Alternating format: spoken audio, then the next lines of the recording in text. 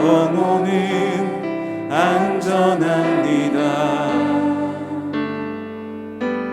주 손길로 내 삶을 안으시니 그 평강이 나를 덮습니다. 내 아버지 그 품 안에서 내 영혼은 안전합니다. 주 손길로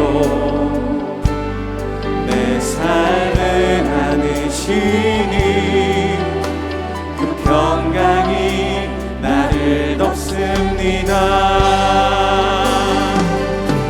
나 비록 넘어지면 흔들리지만 주 내 안에 거하며 나를 붙드시니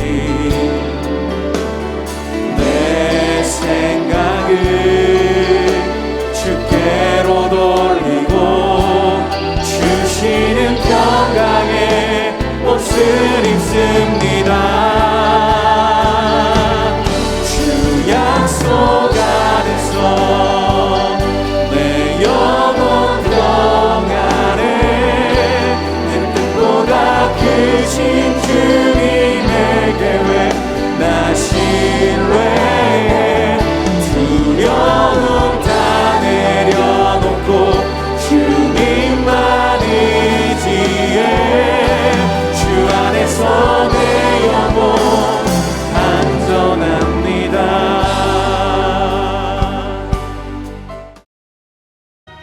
만군의 여호와께서 이와 같이 말씀하시되 너희는 잘 생각해보고 곡하는 분야를 불러오며 또 사람을 보내 지혜로운 분야를 불러오되 그들로 빨리 와서 우리를 위하여 애곡하여 우리의 눈에서 눈물이 떨어지게 하며 우리 눈꺼풀에서 물이 쏟아지게 하라.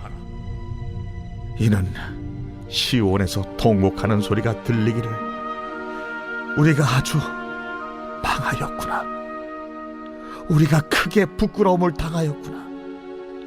우리가 그 땅을 떠난 것은 그들이 우리 거처를 헐었음이로다 하미로다.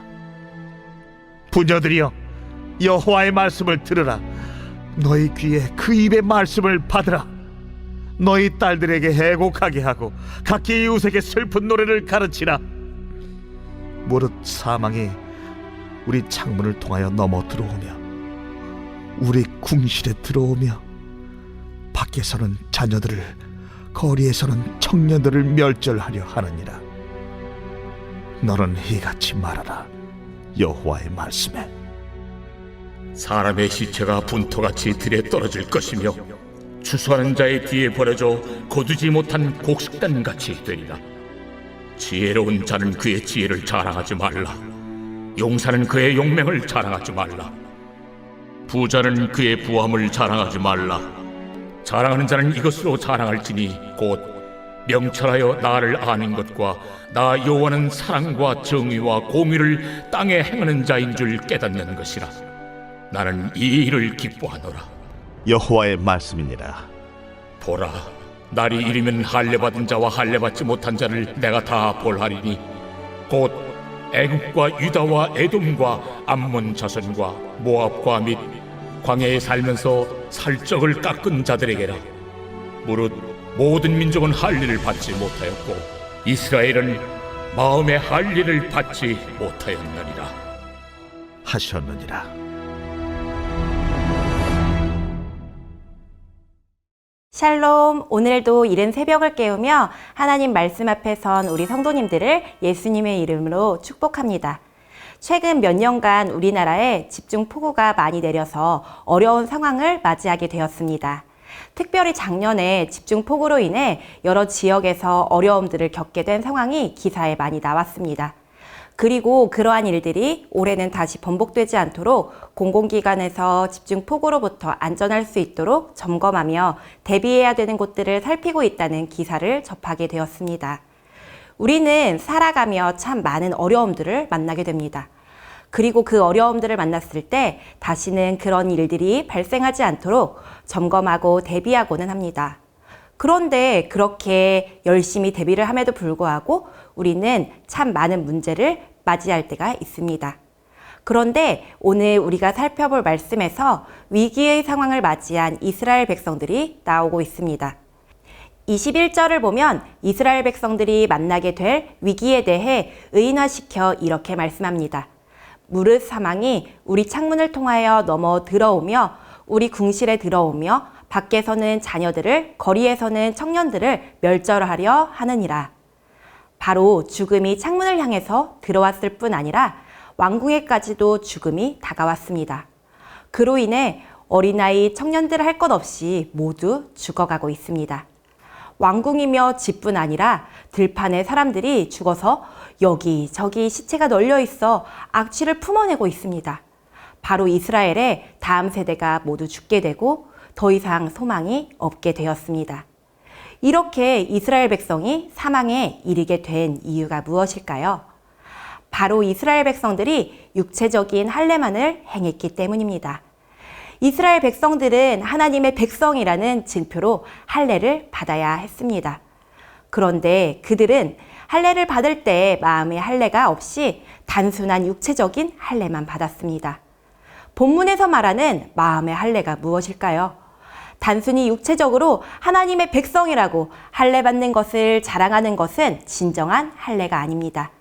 마음의 할례란 하나님이 기뻐하시는 모습으로 살아가며 거룩하신 하나님을 닮아가는 것입니다. 그것이 진정한 할례인 것이죠. 그런데 이스라엘 백성들은 그러한 마음이 없이 단순히 육체적인 할례만 받았습니다. 하나님의 백성다운 삶의 모습도 없이 자신들이 육체적인 할례를 받았기 때문에 자신들을 의롭다고 여기며 거룩해 보이는 위선을 행했습니다. 그리고 그들은 자신들이 가지고 있는 지혜를 자랑하고 용맹함을 자랑하고 부함을 자랑했습니다. 그들이 자랑했던 모든 것은 하나님 앞에서 아무것도 아니었음을 깨닫지 못했고 그 결과 이방인과 똑같이 하나님의 심판에 이르게 되었습니다. 이런 어리석은 이스라엘 백성들에게 예레미야 선지자를 통해 하나님은 위기를 대비할 수 있는 방법을 알려주십니다. 그 방법이 무엇일까요? 바로 18절을 보면 이렇게 말씀합니다. 그들로 빨리 와서 우리를 위하여 애곡하여 우리의 눈에서 눈물이 떨어지게 하며 우리 눈꺼풀에서 물이 쏟아지게 하라. 세워라 내워라 하지 말고 바로 빠르게 즉각적으로 울며 이 상황을 대비해야 된다고 말씀합니다. 운다는 것은 바로 하나님 말씀 앞에 우리의 죄악된 마음을 모두 돌이켜 하나님 앞에 회개하며 돌아가는 것을 말합니다. 또한 위기에 대비해야 한 자들은 앞에서 언급한 어리석은 자들과 다르게 무엇을 자랑해야 될까요? 24절을 보면 자랑하는 자는 이것으로 자랑할지니 곧 명철하여 나를 아는 것과 나 여호와는 사랑과 정의와 공의를 땅에 행하는 자인 줄 깨닫는 것이라. 나는 이 일을 기뻐하노라. 여호와의 말씀이니라 라고 말씀하십니다. 바로 우리가 자랑해야 되는 것은 여호와 하나님을 아는 것입니다. 이것이 그들의 자랑이 되어야 합니다. 사랑, 정의, 공의의 선품을 가진 하나님께서 이 땅을 통치하시고 위대한 일을 행하시는 여호와 하나님임을 알고 인정하며 깨닫는 것이 바로 하나님의 기쁨이라고 말씀하십니다. 말씀을 정리하겠습니다. 이스라엘 백성들이 애곡하게 된 이유가 무엇인가요? 스스로 하나님 앞에서 교만하였기 때문입니다. 겉으로만 하나님의 백성인 듯 살아온 위선적인 모습 때문입니다. 그들은 하나님 나라의 백성이라고 말하면서 하나님 나라의 법대로 살지 않았습니다. 하나님 자녀라고 하면서도 아버지 하나님이 어떠한 분이신지 알지 못했고 그분이 행하시는 사랑, 정의, 공의를 행하지 않았습니다. 그렇기에 하나님은 육체적인 할례만을 받은 자녀들에게 심판을 말씀하십니다. 사랑하는 성도 여러분, 우리의 모습은 어떠한가요? 진정한 할례가 우리 안에 있습니까? 하나님의 백성답게 살아가고 있습니까? 우리의 삶에 사랑, 정의, 공의가 없다면 하나님은 지금 이 시간 우리의 삶을 돌이키길 원하십니다. 애곡하여 눈물을 흘리며 지금 이 시간 하나님의 백성답게 돌이켜야 합니다. 그것이 바로 진정으로 지혜 있는 자의 모습이 될 것입니다. 오늘 하루 하나님의 백성답게 하나님을 닮아가며 사랑과 정의와 공의로 하나님께 영광 돌리시길 축복합니다. 우리가 들은 말씀을 기억하며 우리에게 주신 기도 제목으로 함께 기도하며 나아가겠습니다.